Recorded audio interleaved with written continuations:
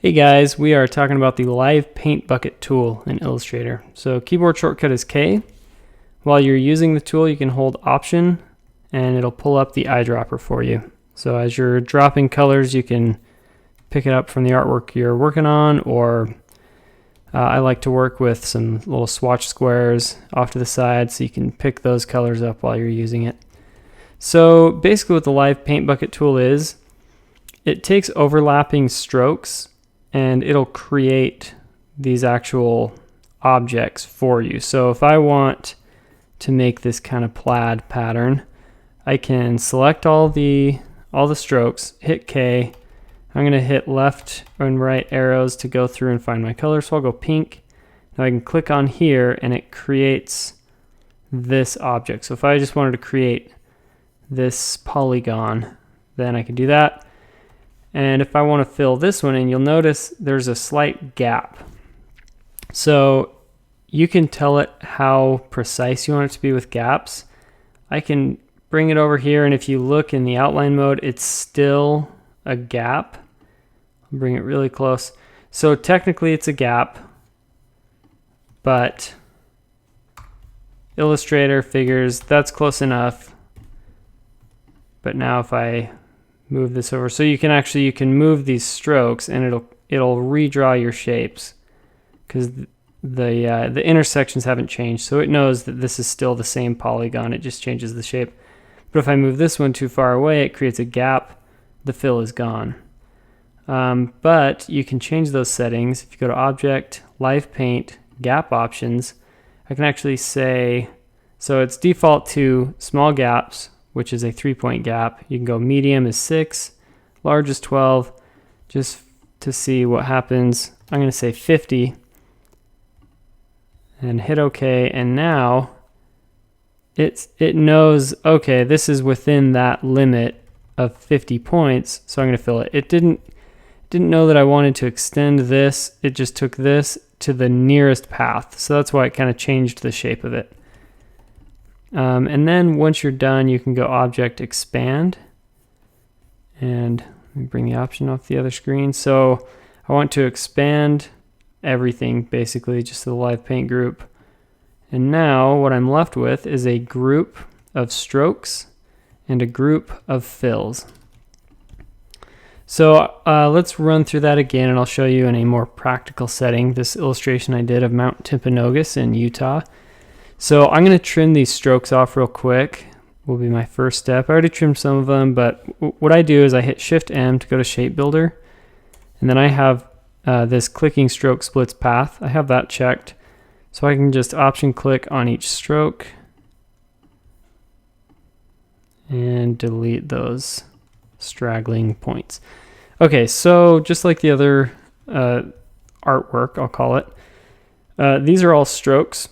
There's no fills, so no fills at all strokes, and none of these really close. I mean, the only closed path is this circle. So first step, select all of my strokes, and then I'll hit K, and then I'm going to start with this purple color. And then I just click in the area I want to fill. So I'll just fill the areas that I want that purple. Now I'll option click this pink, drop those in, and these are adjacent, so you can just drag and it'll fill everything you drag through. So sometimes you'll have a lot of tiny little shapes overlapping, you can just drag through all those. So now I'll fill the city with this dark gray. I've got a light gray for the road and the sky. Okay, so now if I'm done, I can just expand this, or I can still manipulate these points. So it's not set in stone. I don't know why there's an extra path there. There's a couple extra paths, but so I can clean up some things like that. I can change how these trails look. If I change it a lot and create new overlaps, it'll just do its best guess, and then I can go in and actually there we go. Then I can fill it with the color I want. I don't want that, but you can do it.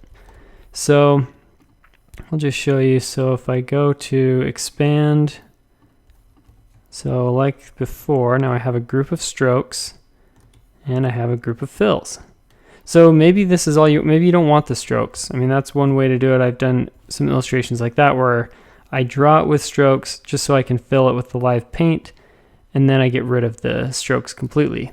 But another way I do it sometimes is I want the strokes and I want those base fills, and I love that it groups them that way, that all of the strokes are above and all of the fills are below, because sometimes I like to add another dimension here, do some shading. Now I can just, actually I'll use the blob brush. I haven't haven't done a tutorial on this yet, but I will. So now I can actually just draw a little shadow, and I'll just paste it in on top of that fill that I want to add some shade to. So I would not recommend using the blob brush in this setting because this illustration is very sharp and the blob brush tool is not. But just for time's sake, that's what I'm doing. And then I can go and I can add some highlights on some of these lighter shapes.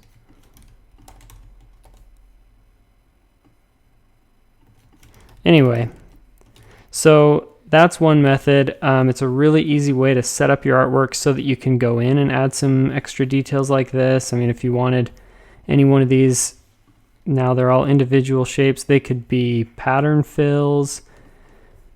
Let's see, one other thing I'll show actually real quick though. Let me just delete my shades, go into a group here. Okay, so with the strokes, these are clearly meant to be separate objects. But if you're doing this style illustration, so now you have these three pink objects that overlap, and then you have some purple ones that touch. What you can do is just select this group. Oh, let me cut and paste these. Okay, so now it's its own group. What I can do is I can go into Pathfinder, and I can say merge, and it'll flatten the artwork, and it'll join any shapes that are touching that are the same color. So if this is a slightly different color and I hit merge, it's going to keep it its own separate shape. But if it's the same color, I hit merge, it flattens it. So now I have this shape, I have this shape, and there's no, overlapping shapes now. So this is actually, that would be how you want to complete your artwork if you're printing a t-shirt, if it's silk screened and you need to separate the colors. So anyway, that's Live Paint Bucket. I kind of went on a couple tangents there, but hopefully I answered any questions you had about it. If I didn't, then please let me know in the comments. And if you want to follow us on Instagram, we are at Level Labs. So leave us a comment there and share this video with a friend if you learned something. Thanks for watching, guys.